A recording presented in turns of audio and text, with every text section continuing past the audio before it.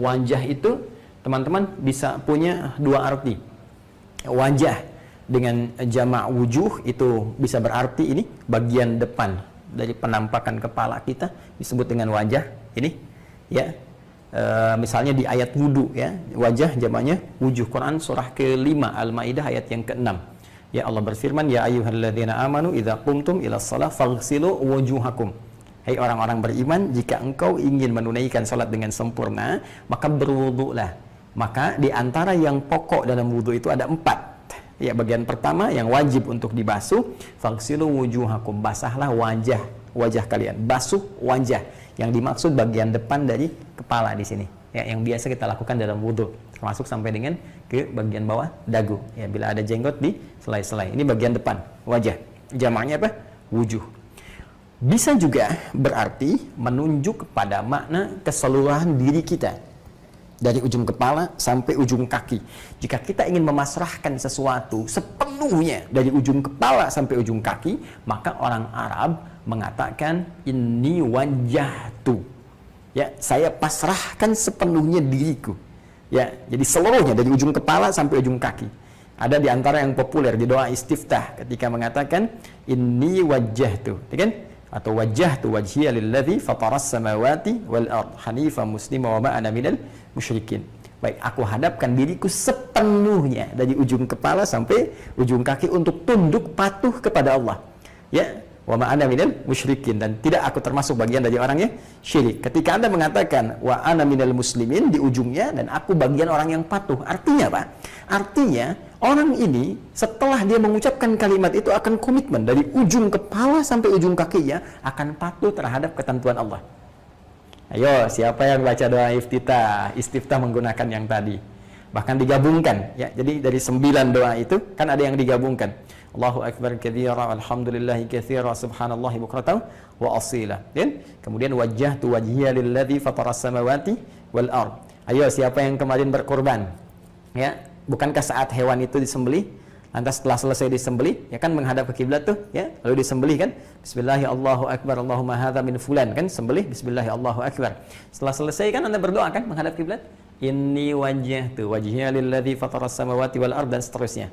Ya, perhatikan orang-orang yang membaca kalimat ini, doa yang tersambung langsung ke Rasulullah SAW, artinya dia berkomitmen untuk patuh kepada ketentuan Allah dari ujung kepala sampai ujung kaki.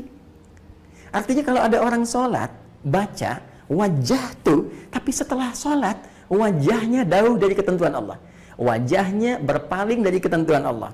Pandangannya tidak terjaga. Telinganya mendengar yang diharamkan Allah. Lisannya bicara pada yang dilarang. Artinya ada yang kontradiktif dengan kalimatnya saat sholat. Coba, kalau yang diucapkan dengan yang dilakukan tidak sama, namanya apa? Anda membuka sholat dengan mengatakan di hadapan Allah loh. Bukankah sholat menghadap kepada Allah? Kan? Allah menyaksikan kita, kita yakin. Lalu Anda mengatakan, ya Allah, saya patuh kepadamu dari ujung kepala sampai ujung kaki. Tapi mulut nipu juga, tangan korupsi juga, kaki maksiat juga. Ini artinya apa?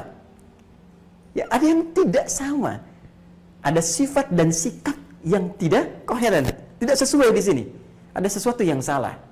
Pun demikian, setelah kita berkorban itu, harusnya merubah diri kita lebih patuh dengan Allah. Makanya ibadahnya disebut kurban. Dari kata koruba artinya dekat.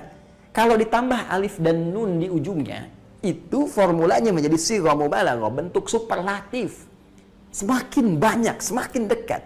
Artinya apa? Orang ini setelah dia ibadah selama 10 hari, bulan Zulhijjah itu di awalnya, diakhiri dengan korbannya, tambah dengan hari tasyriknya untuk bersyukur. Menandakan apa syukurnya? Menandakan kedekatan dengan dia, dengan Allah yang bertambah. Karena itu disebut dengan korban. Seperti ini tulisannya, korban.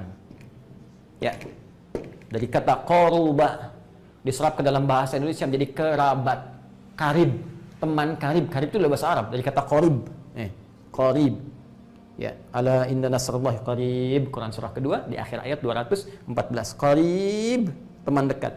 Diserap ke dalam bahasa Indonesia karib, teman karib. Ya. Nah, kalau Anda ingin tambahkan menjadi bentuk superlatif, ya, maka buang ya-nya, tambahkan alif di ujungnya dan nun menjadi kurban. Formulanya fu'lan. Wazannya, timbangannya. Ya, seperti Ghufran yang banyak ampunannya. Allah punya banyak ampunan yang akan diberikan pada kita tanpa batas.